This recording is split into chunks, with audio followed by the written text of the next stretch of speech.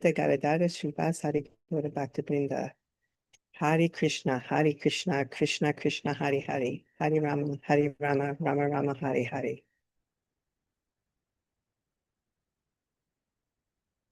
Hare Krishna,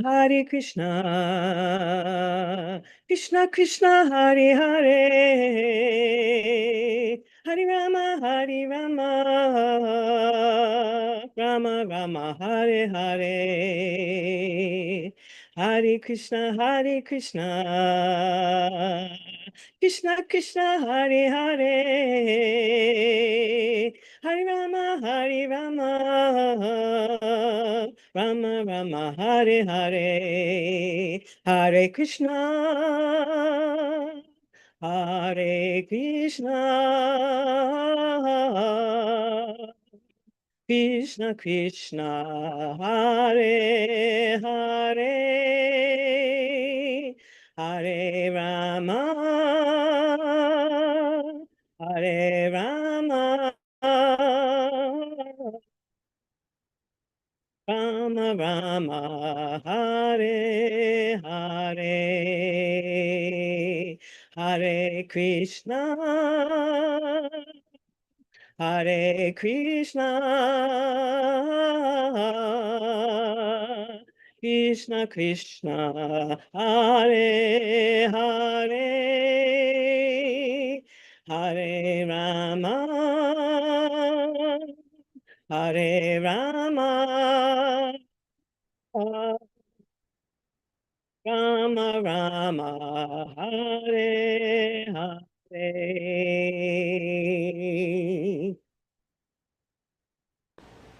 Hare Krishna, Krishna Krishna, Hare Hare, Hare Rama, Rama Rama, Hare Hare. Hare Krishna, Krishna Krishna, Hare Hare, Hare Rama, Rama Rama, Hare Hare. Hare Krishna,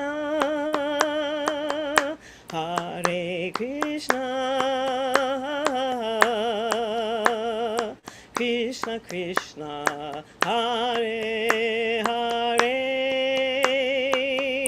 Hare Rama, Rama Rama, Hare Hare.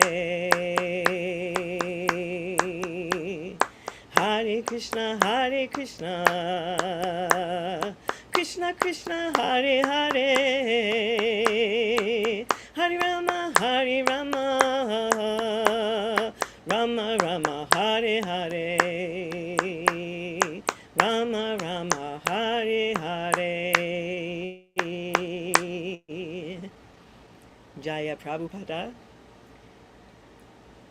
Jaya Guru. Hare Krishna. Hare Krishna. Oh, I see. Okay. Oh, Hare we're Krishna. recording. Hare Krishna Govinda Prabhu, Hare Krishna Avi, Hare Krishna Madhava Maharaj. Let's see here. Let me just give me just a moment to pull up where we are in Srimad Bhagavatam. Let's see here. It was Canto 2, Chapter 4, Text 17, if I recall. Yes. Okay. Haribol. Because I read it prior to the class. We have some nice purports coming up. All right. Got it. So really quickly, I'm just going to chant Mangalacharnam to get the blessings of all of our acharyas. And then we'll go ahead and start. Om Ganitrinam Dasha Gananchana Shalakaya Chak Militaminata Shri Gurve Namaha Shri Chaitanya Maru Vishram Stavitamina Bhutale Swayam Damayam Didati Swapadantikam Vandeham Shri Guru Shri Yuta Parakamalam Shri Guru and Vaishnavam Shah Shri Rupam Sakritam Sahagana Ragnaptam Vitam Tam Sajivam Sadvaitam Savaditam Prajana Sahitam Krishna Chaitanya Devam Shri Radha Krishna Padam Sahagana Lalita Shri Vishakam Vitam Shah Hey Krishna Karuna Sindhu Dinabandhu Jagapate Gopisha Gopika Kanta Radhakanta Namostate Tapta Kanchana Gorangi Radhe Vrindavaneshwari Vrishabhanustate Devi Pranamami Haripriye Panchakalpatri Vishakri Pasindu Bevacha Patitanam Pavlebhyo Vaishavibhyo Namo Namaha Shri Krishna Chaitanya Prabhu Nityananda Shri Advaita Gadadhara Shivasari Gaura Bhaktivinoda Hare Krishna, Krishna Krishna, Hare Hare, Hare Rama, Rama Rama, Hare Hare.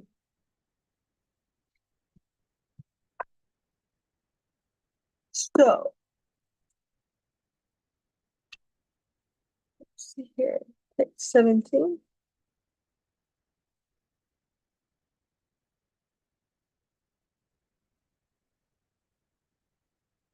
Tapaspino dana para yasya vino manaspino mantra vida samangala Shifana viranti vinayarapa alpanam tasman subhadra shavase namo namaha. Let me offer my respectful obeisances unto the all-auspicious Lord Shri Krishna again and again, because the great learned sages, the great performers of charity, the great workers of distinction, the great philosophers and mystics, the great chanters of Vedic hymns, and the great followers of Vedic principles cannot achieve any fruitive result without dedication of such great qualities to the service of the Lord. Purport.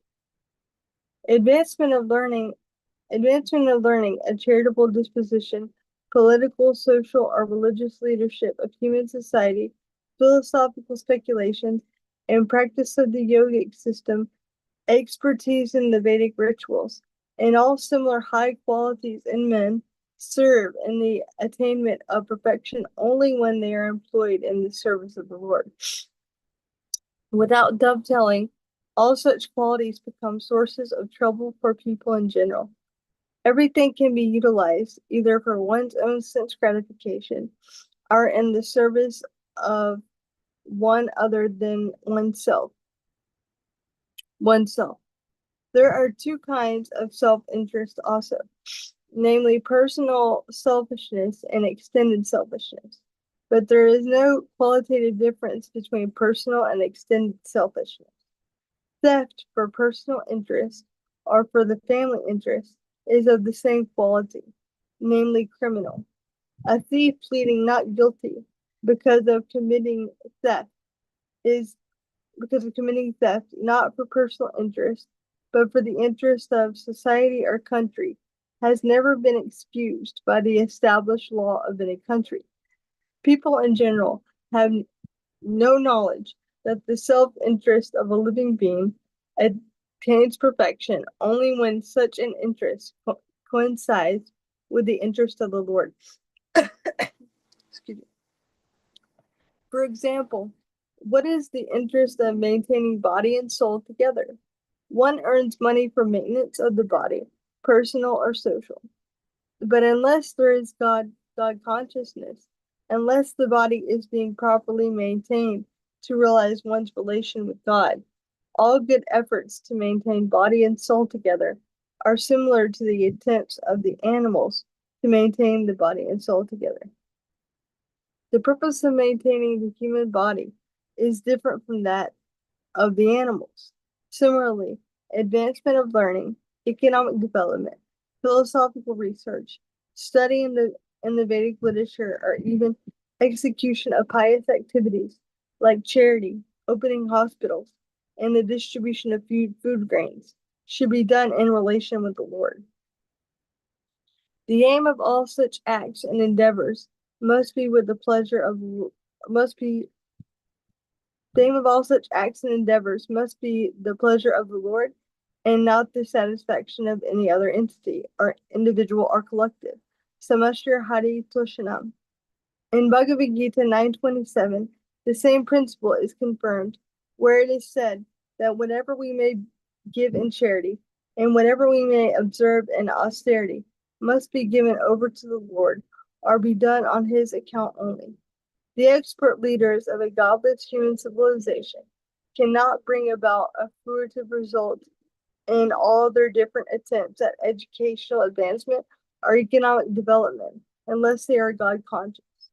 And to become God conscious, one has to hear about the all auspicious Lord as he is described in literature like Bhagavad Gita and Shrimad Bhagavatam. All right, so let me read the verse again.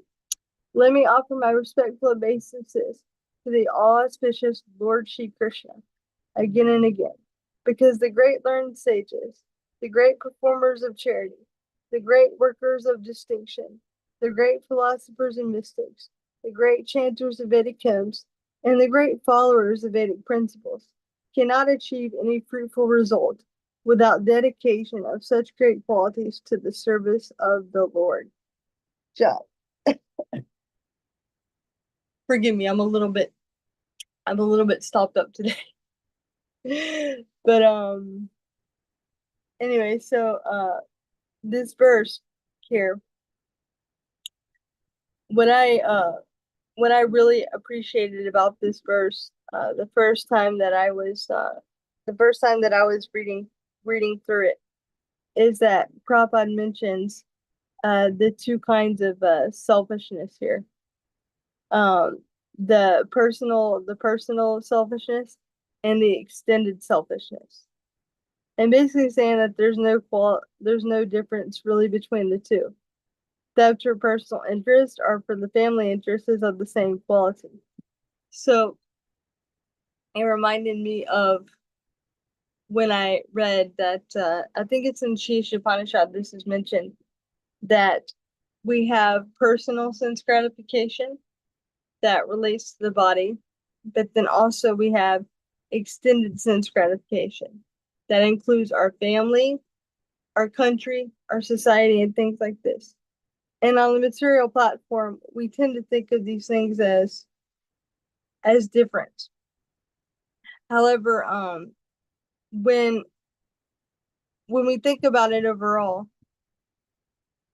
we're only attached to these things on the material platform because they relate to our body. For example, I love my child, but I don't love every other kid in the park like I love my child. And why is it that I love my child differently? Well, it's because that child comes from my body. So the same thing also will apply to like society or country. We as people might steal for these things, society or for country. But really the attachment for them comes from the fact that they are related to us somehow on the bodily platform. You know, we identify with one nation now, but in another birth, we all identify with another nation. Like I heard one guru in ISKCON say that India, you know, they don't like Pakistan and Pakistan doesn't like India. And one person came to me and they were complaining about Pakistan and this. And I told him, okay, well then in your next life you can take birth as a Pakistani and then not like India. so it flip flops compared to like how we're relating in terms of our body.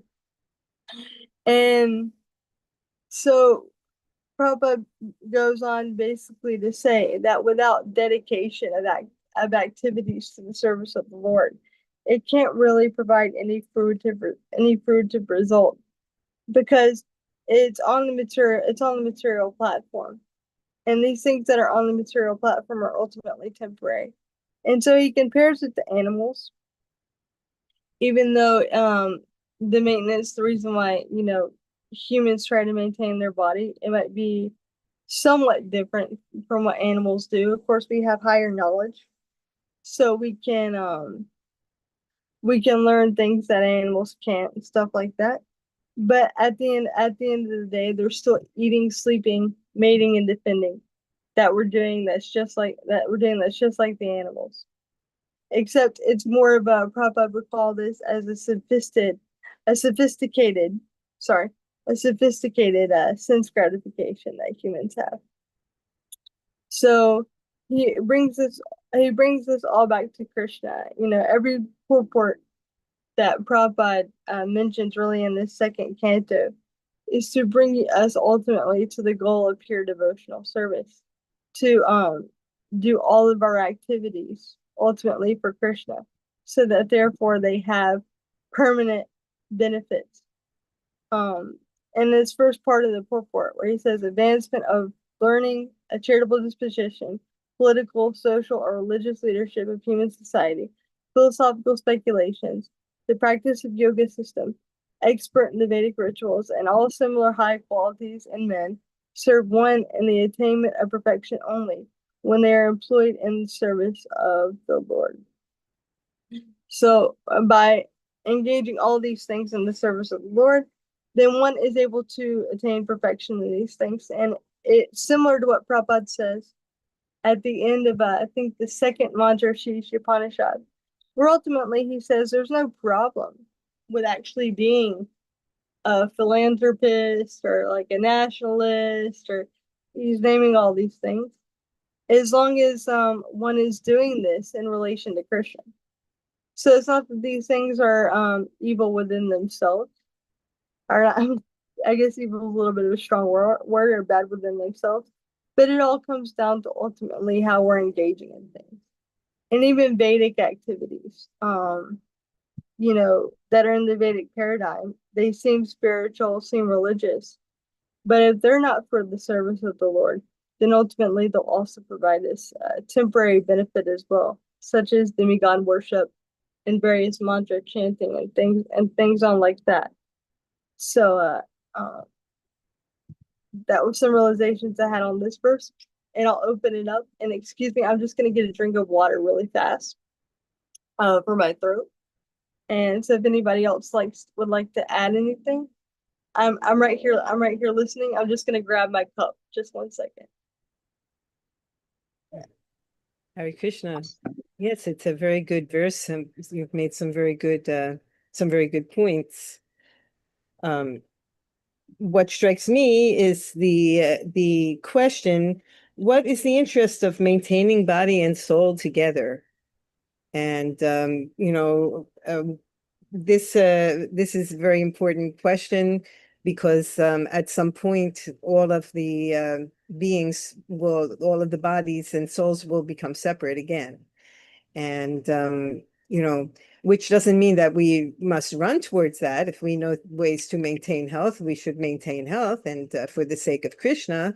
But we have to remember perhaps that not everything that is good for Krishna is necessarily good for us. I mean, we may have some problems with digestion of the prasadam. For instance, some people are allergic to milk products or that kind of thing. But that doesn't mean that those people who have sensitivities must partake, because they must make themselves sick, because what's the point of maintaining their body? I'm not sure that that's the point here.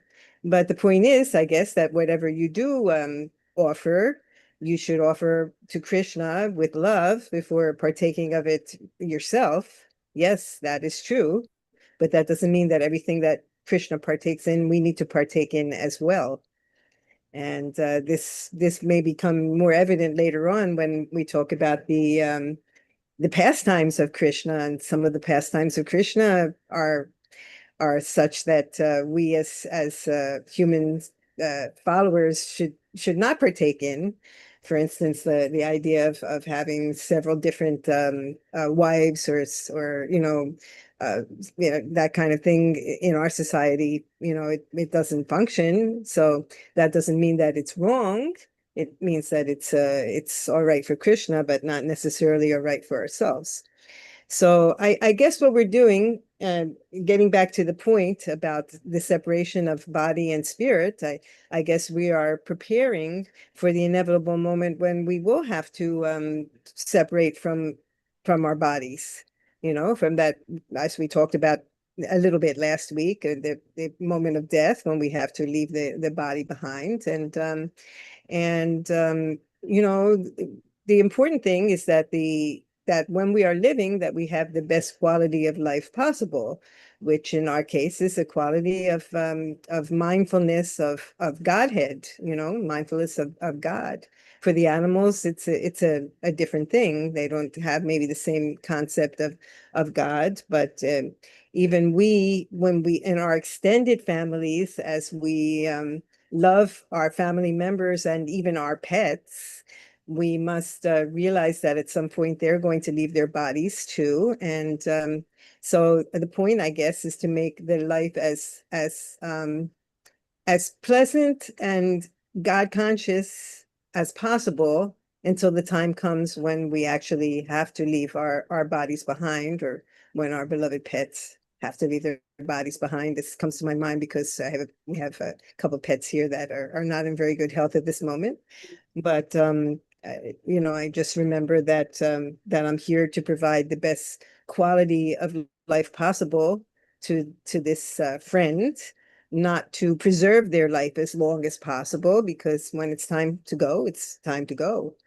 And hopefully, uh, all of us, when we leave our bodies, will go into a higher realm. Even our animal friends, hopefully, they will get into some kind of higher realm because of contact with us and from hearing the Maha Mantra.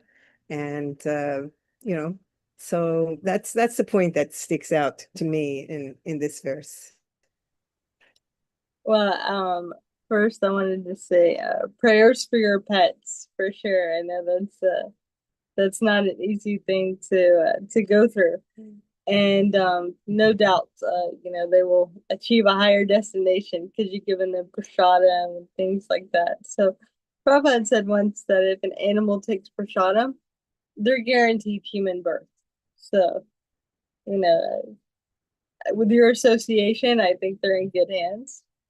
What you mentioned about partaking of different types of prasadam, it's important to remember that Krishna's body is transcendental, ours is not.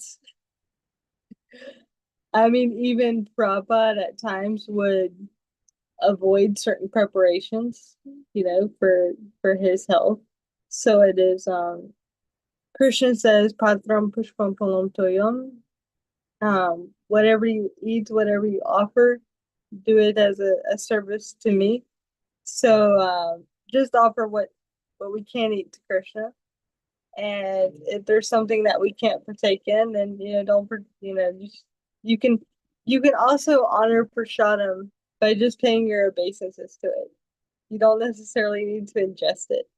So that's another thing that one can consider if something is being served that they can't partake in. And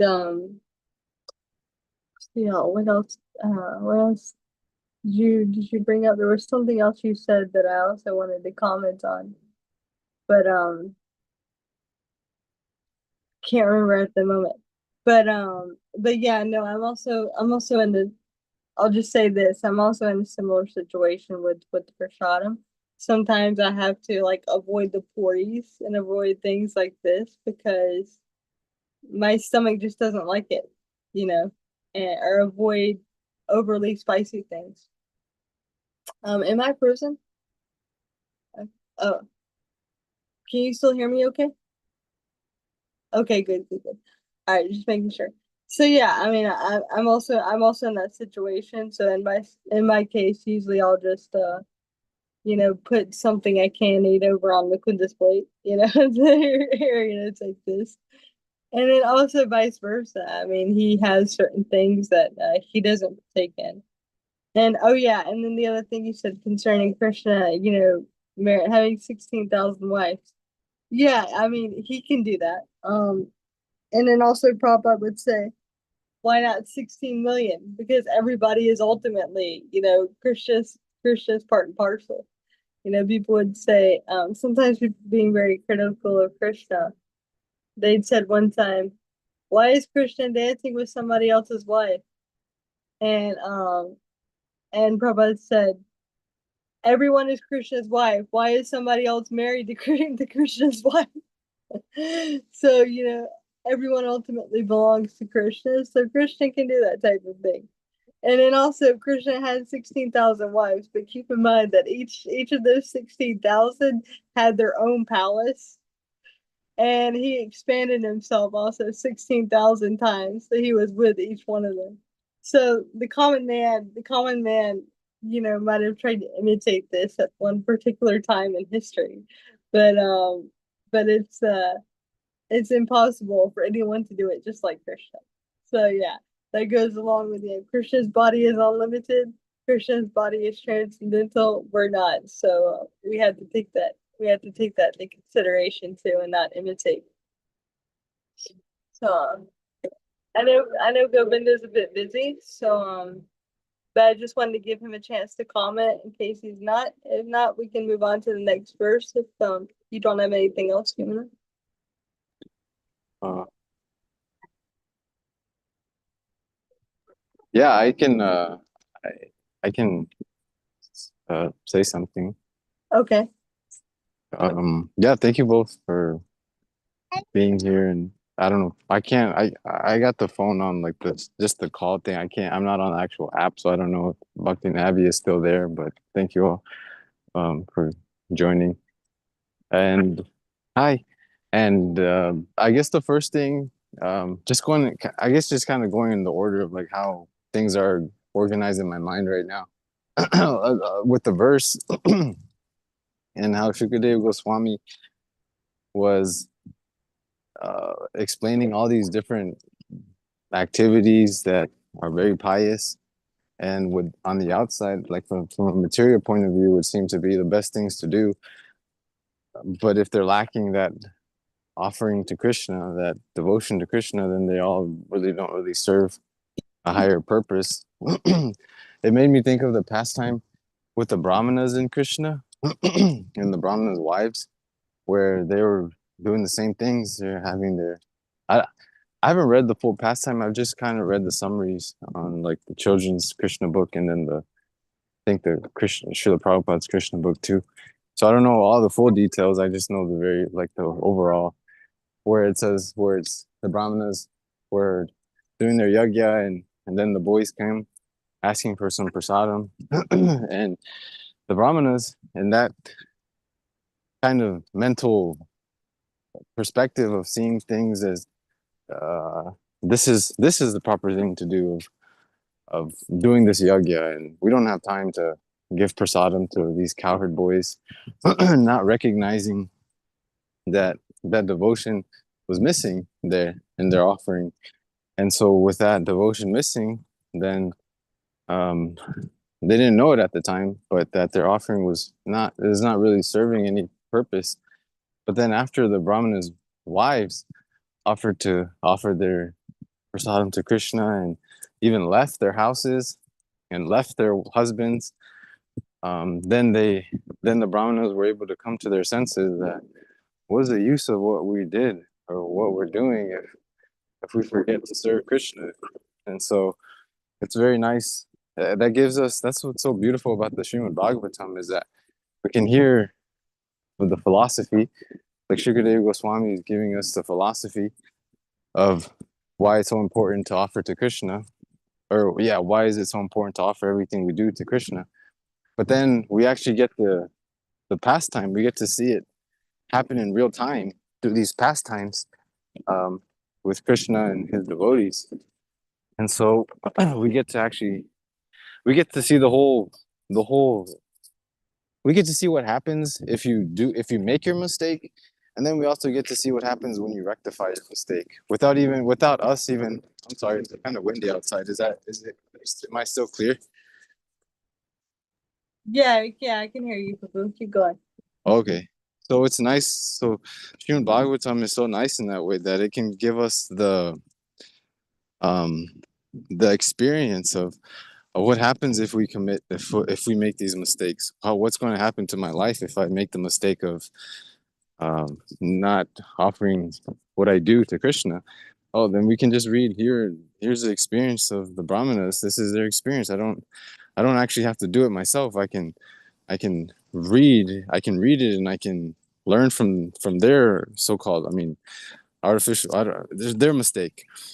And I know, I don't know if there's a Sanskrit term for them, but I know like the three ways of learning. One is like you have to go through it yourself, and the second is I believe you hear it or you see it, and then the third, which is like the highest, is you just hear it. You just hear about it, and then from there you can learn and not have to go through the same pitfalls.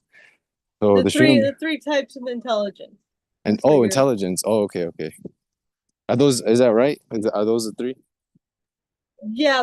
yeah, well the ultimate the one is that you like the second class is you learn by like committing a mistake. Third class is you're committing the same mistake over and over again and kind of still not learning. And then first class is that you know, just by hearing, you know, okay, I should do this and I shouldn't do that, so you do it. So Oh, you're okay. about right. Oh, okay. I got like a 30%. Um, so yeah, so that made me think of the pastime, and then but then expanding upon that, just seeing how we can learn from these pastimes and try to implement what we learn in our own personal lives. I really appreciated Yamuna's point about not emulating Krishna, but more so the service and not trying to copy what he does. That he is God and he has so many different potencies and he can do so many different things. But as his part and parcels, we're not meant to try to copy what he does. We're meant to please him and make him happy. And then I think there was one more point that you had mentioned, Malunga Prabhu, but I don't. Oh, I think with the animals, yeah, with the animals and oh, whoa, yeah. So with the animals and how they hear the Maha Mantra, and that can help them get a human birth or after child, it can help them get a human birth. And, and it's interesting that some living entities in these animal bodies that I've had experience or I've seen it personally where they have rejected prasadam. So it makes where there was one time we went to a farm. It was like a farm where they kind of orphan or kind of like an orphanage, I guess, for animals where they rescue them and from like really horrible situations and they let them live out their life on this farm where nothing they're just taken care of really. They don't there's no expectation from the animals. They're just getting taken care of is all.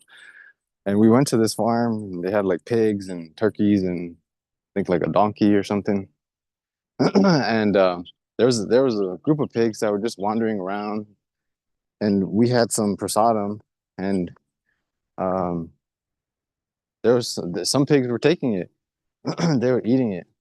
And there's one pig that even we had walked away. I mean, it was like a big property. So we had walked a ways to where they had like a pond and we were sitting at the pond. And while we're sitting at the pond, I'm looking and from a distance I can see one of the pigs, he's coming towards us. And he looks very like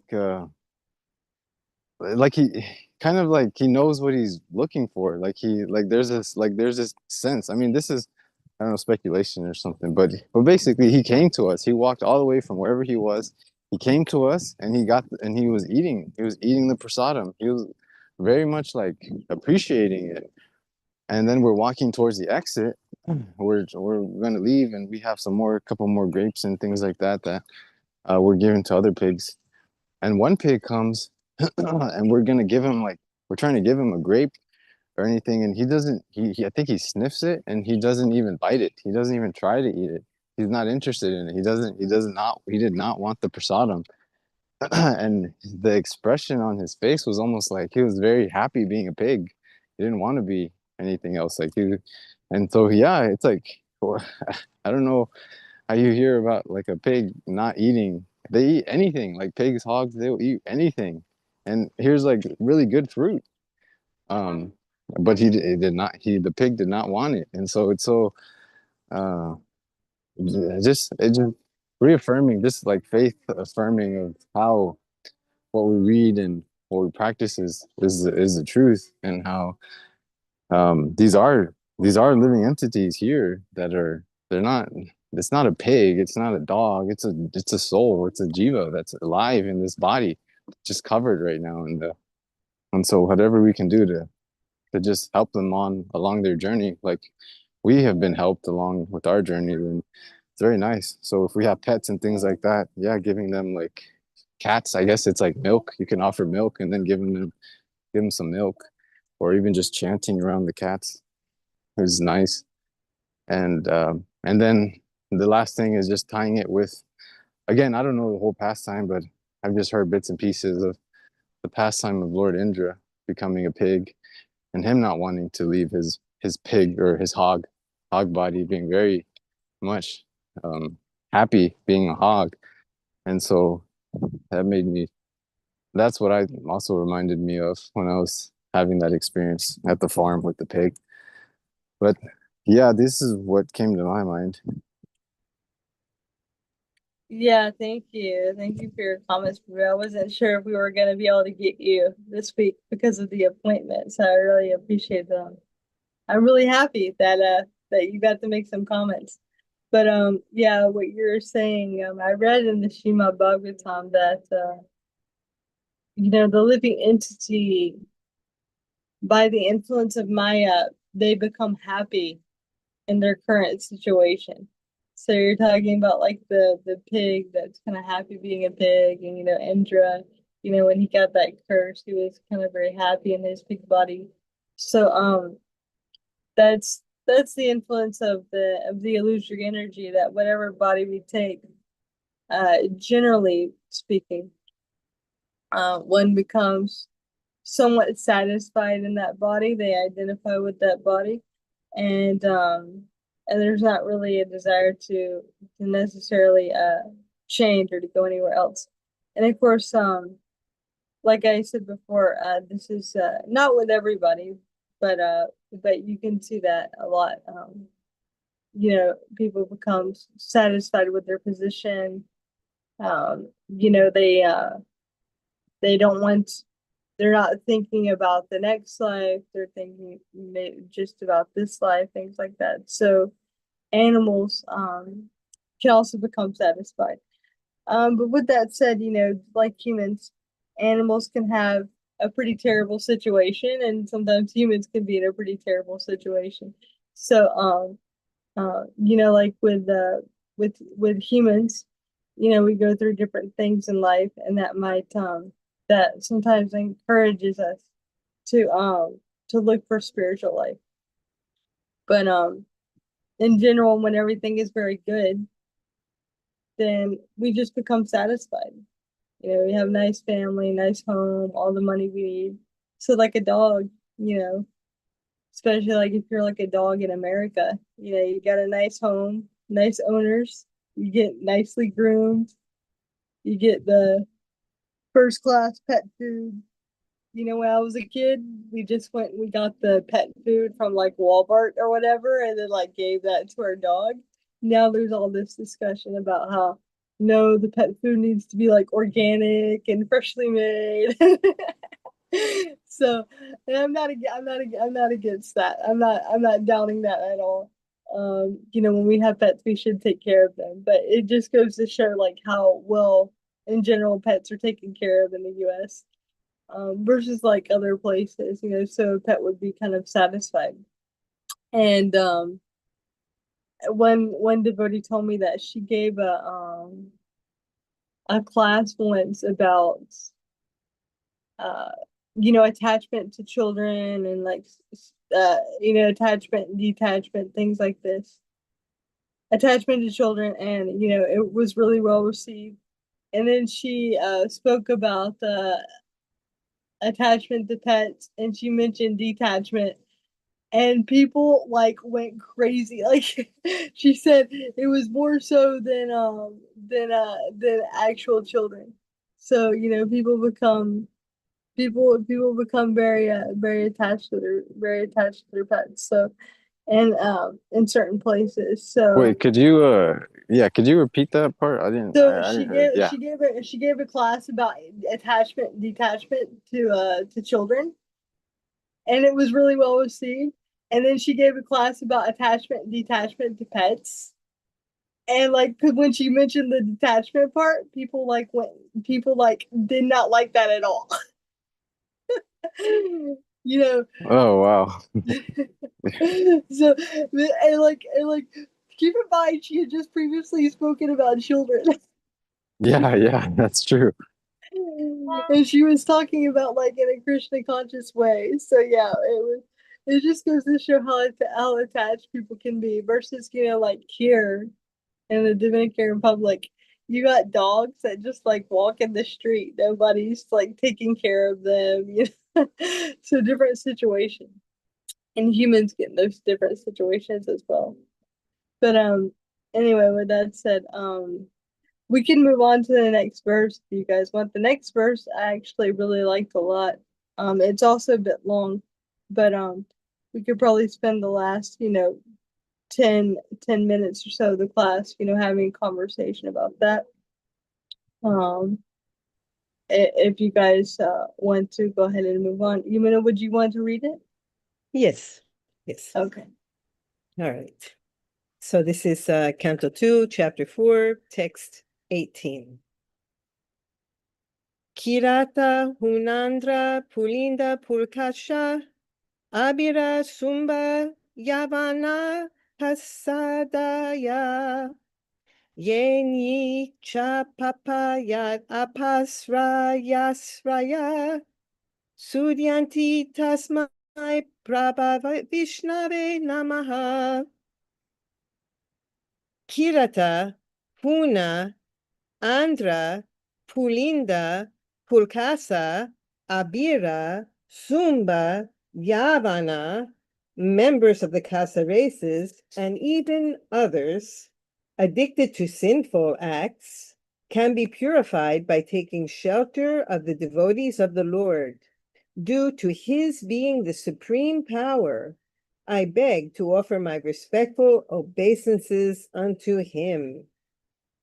So the purport by His Divine Grace, A.C. Bhaktivedanta Swami Srila Prabhupada. Kirata, a province of old Bharata Varsha, mentioned in the Bhishma Parva of Mahabharata.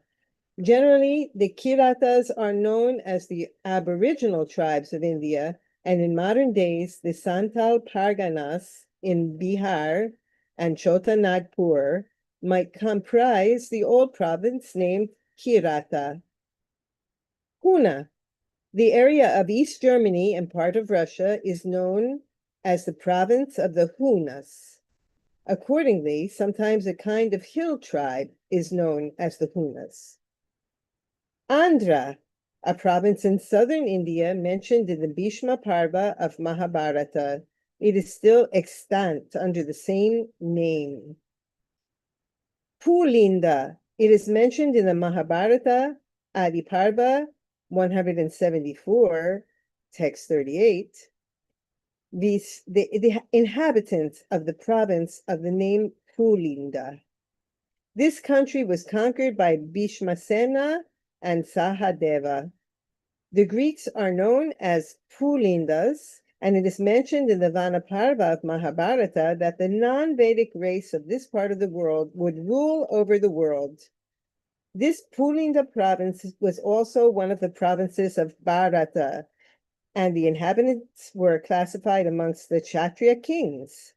But later on, due to their giving up the Brahminical culture, they were mentioned as mlechas, just as those who are not followers of the Islamic culture are called kafirs, and those who are not followers of the Christian culture are called heathens. Abira.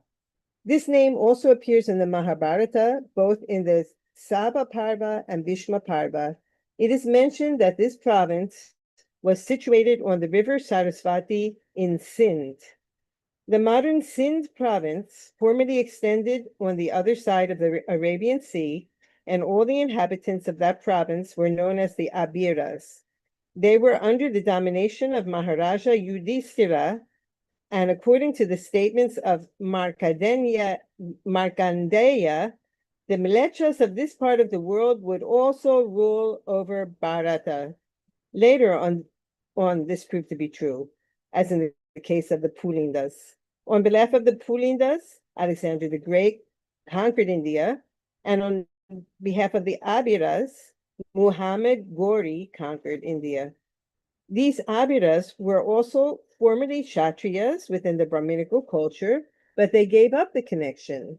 The Kshatriyas, who were afraid of Parasurama and had hidden themselves in the Caucasian hilly regions, later on became known as the Abiras, and the place they inhabited was known as Abiradesha. Sumbas or Kankas, the inhabitants of the Kanka province of Old Bharata mentioned in the Mahabharata. Yavanas. Yavana was the name of one of the sons of Maharaja Yayati, who was given the part of the world known as Turkey to rule. Therefore, the Turks are Yavanas due to being descendants of Maharaja Yavana. The Yavanas were therefore Kshatriyas, and later on, by giving up the Brahminical culture, they became the Mlecha Yavanas. Descriptions of the Yavanas are in the Mahabharata, Adi Parva 85.34. Another prince called Turvasu was also known as Yavana, and his country was conquered by Sahadeva, one of the Pandavas.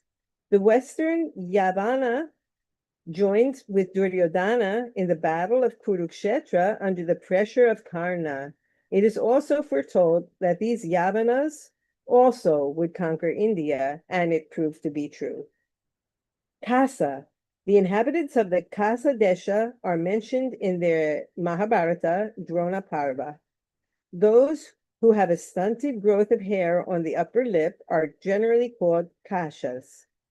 As such, the Kasha are the Mongolians, the Chinese, and others who are so designated.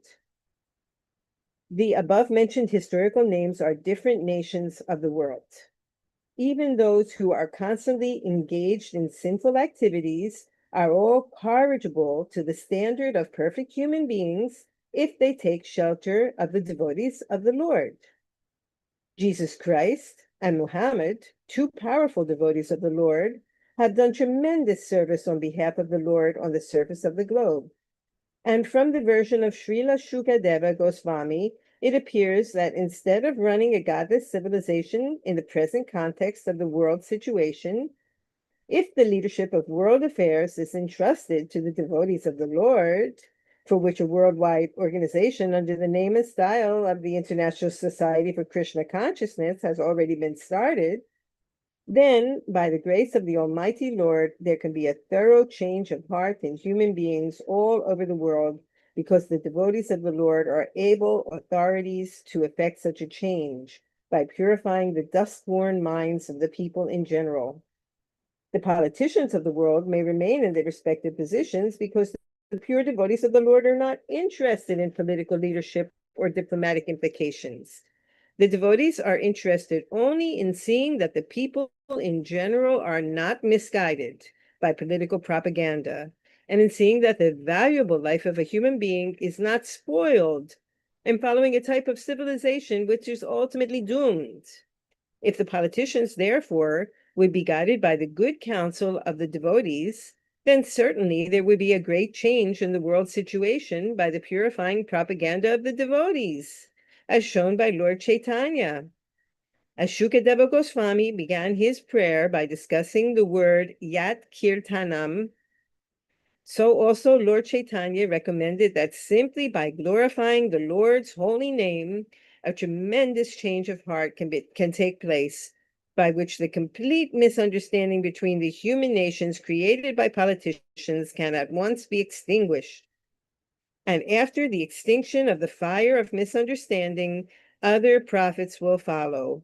The destination is to go back home, back to Godhead, as we have several times discussed in these pages. According to the cult of devotion, generally known as the Vaishnava cult, there is no bar against anyone's advancing in the matter of God realization. A Vaishnava is powerful enough to turn into a Vaishnava even the Kirata, as above mentioned. In the Bhagavad Gita, 9:32, it is said by the Lord that there is no bar to becoming a devotee of the Lord, even for those who are lowborn or women, sudras or vaishyas. And by becoming a devotee, everyone is eligible to return home back to Godhead. The only qualification is that one takes shelter of a pure devotee of the Lord who has thorough knowledge in the transcendental science of Krishna, being the Bhagavad Gita and Srimad Bhagavatam. Anyone from any part of the world who becomes well conversant in the science of Krishna becomes a pure devotee and a spiritual master for the general mass of people and may reclaim them by purification of heart. Though a person be even the most sinful man, he can at once be purified by systematic contact with a pure Vaishnava. A Vaishnava, therefore, can accept a bona fide disciple from any part of the world without any consideration of caste and creed, and promote him by regulative principles to the status of a pure Vaishnava who is transcendental to Brahminical culture. The system of caste, or Varnashrama Dharma, is no longer regular even amongst the so-called followers of the system.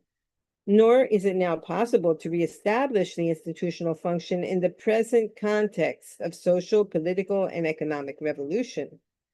Without any reference to the particular custom of a country, one can be accepted to the Vaishnava cult spiritually, and there is no hindrance in the transcendental process. So, by the order of Lord Sri Chaitanya Mahaprabhu, the cult of Srimad Bhagavatam, or the Bhagavad Gita, can be preached all over the world, reclaiming all persons willing to accept the transcendental cult. Such cultural propaganda by the devotees will certainly be accepted by all persons who are reasonable and inquisitive, without any particular bias for the custom of their country. The Vaishnava never accepts another Vaishnava on the basis of birthright, just as he never thinks of the deity of the Lord in a temple as an idol. And to remove all doubts in this connection, Srila Shukadeva Goswami has invoked the blessings of the Lord, who is all-powerful, Prabhavishnave Namaha. As the all-powerful Lord accepts the humble service of his devotee in devotional activities of the Archana, his form as the worshipable deity in the temple, similarly, the body of a pure Vaishnava changes transcendentally at once when he gives himself up to the service of the Lord and is trained by a qualified Vaishnava. The injunction of Vaishnava regulation in this context runs as follows. Archye Vishnau Shila Dir Gurushu Nara Matir Vaishnavi Jata Buddhi Shri Vishnur Namni, Sabda, Samanya, Buddhi, etc. One should not consider the deity of the Lord as worshipped in the temple to be an idol, nor should one consider the authorized spiritual master as an ordinary man, nor should one consider a pure Vaishnava to belong to a particular caste, etc. So that's from the Padma Purana. The conclusion is that the Lord, being all-powerful, can, under any and every circumstance, accept anyone from any part of the world, either personally or through his bona fide manifestations as the spiritual master.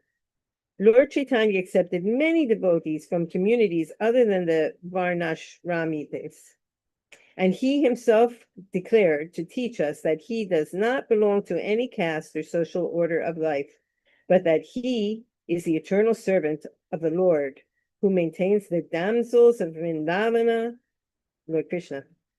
That is the way of self-realization. Wow, that was a long purport. So let's go back and read the English translation again. Kirata, Huna, Andhra, Pulinda, Pulkasha, Abhira, Shumba, Yavana, members of the Kasa races, and even others addicted to sinful acts can be purified by taking shelter of the devotees of the Lord, due to his being the supreme power. I beg to offer my respectful obeisances unto him. So here we find Shukadeva Goswami still offering his humble obeisances over and over and over and over again. But what is the most striking about this verse, of course, is the fact that that in order to become a devotee, we do not need to have the prerequisites of where we were born or what caste we're in, or even that we're performing no sinful activities, because what person in this world has not performed sinful activities? Sri Chaitanya Mahaprabhu came and insisted that anyone can become a Vaishnava, even those who are performing sinful activities.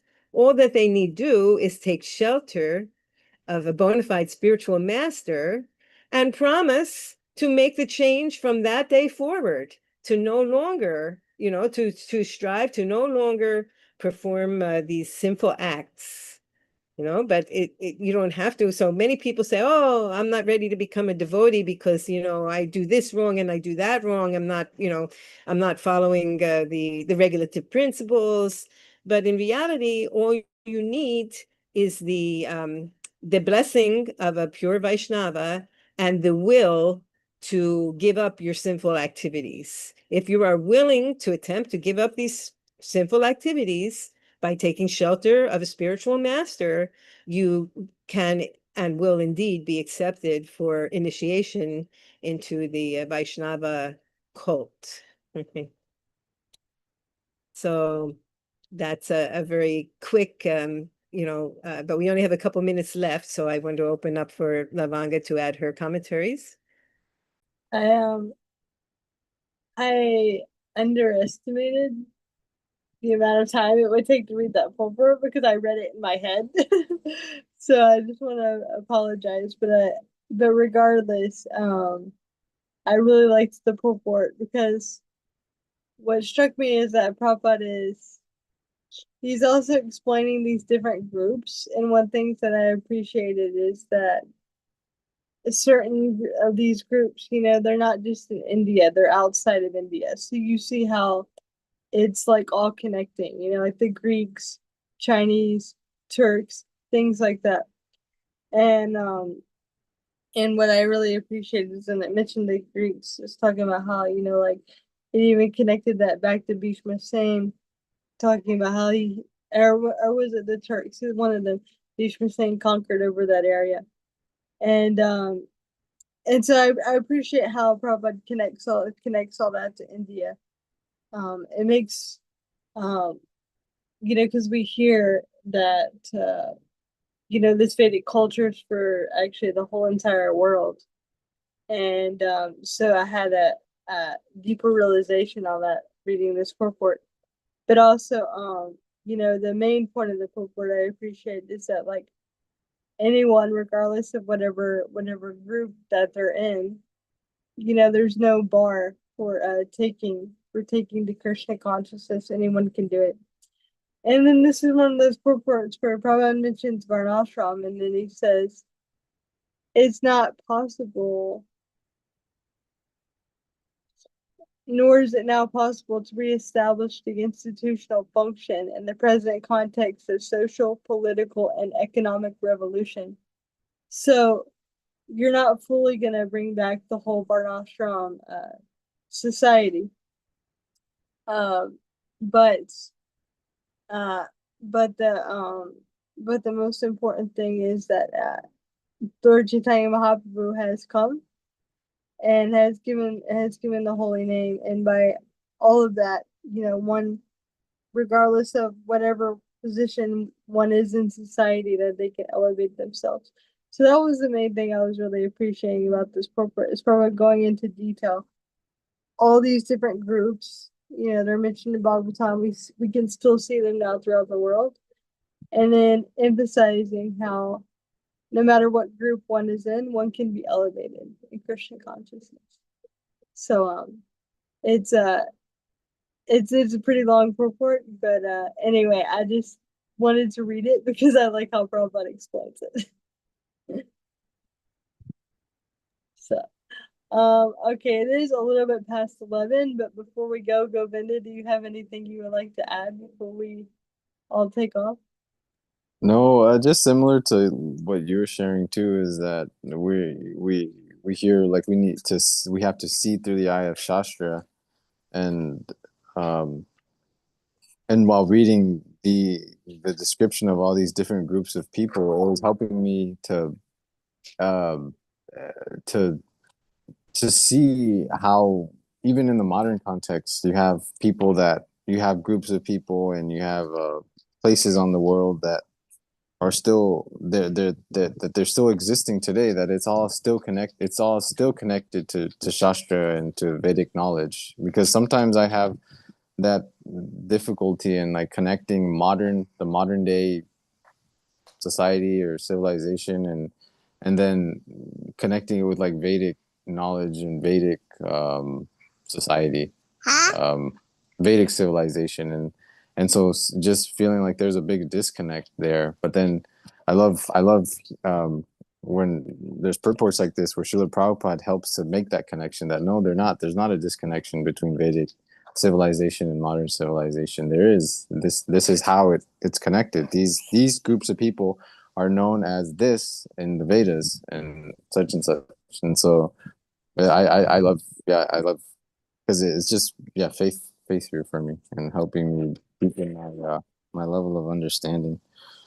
And then just as a plug, Guru Maharaj is working on the Mahabharata, and so I mean, we don't know. It's a lifelong endeavor, but hopefully he's able to complete it, and we can actually read firsthand these descriptions within the Mahabharata. Right now, it's only in English, and I mean, it's only in Spanish and Italian, but eventually, it's going to be in English. So I would love to read these descriptions of all this within the context of the Mahabharata too. So that's all that I wanted to share. I don't know, Yamuna, if there's any announcements. And then yeah, Yamuna, you usually make the announcements. So Yeah, I forgot about the announcements too. Yeah. Of course, So a very sorry. important announcement because Yeah. in a few days, Guru Maharaj will begin to be wearing saffron clothing instead of white clothing.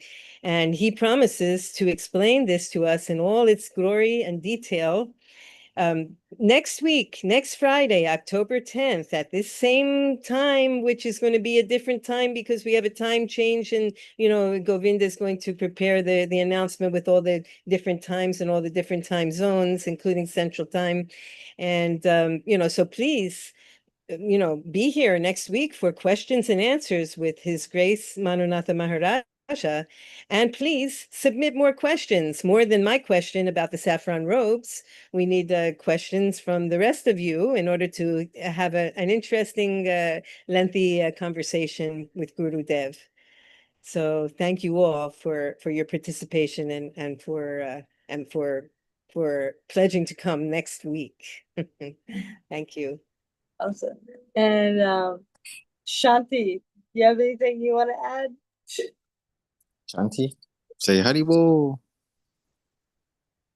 Say Jai Prabhupada.